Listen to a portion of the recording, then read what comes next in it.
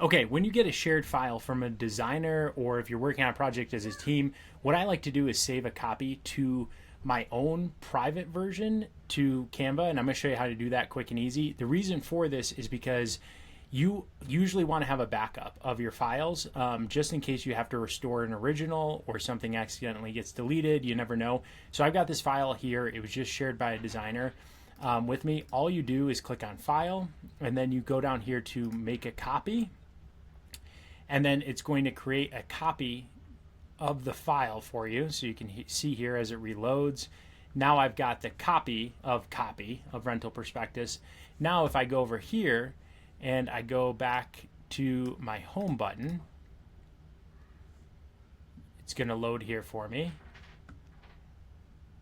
And you can see now recents, now I've got a private version of the original file, and I've got that copied and saved in here. So if I ever need to reference it, if something gets messed up on this one, I've still got it. So that's quick and easy, how to save a private version copy of a shared Canva file. If you like this tip, hit like and subscribe. Don't miss out on any great tips for helping you do the things that you need to do online to run your business. We'll catch you in the next video.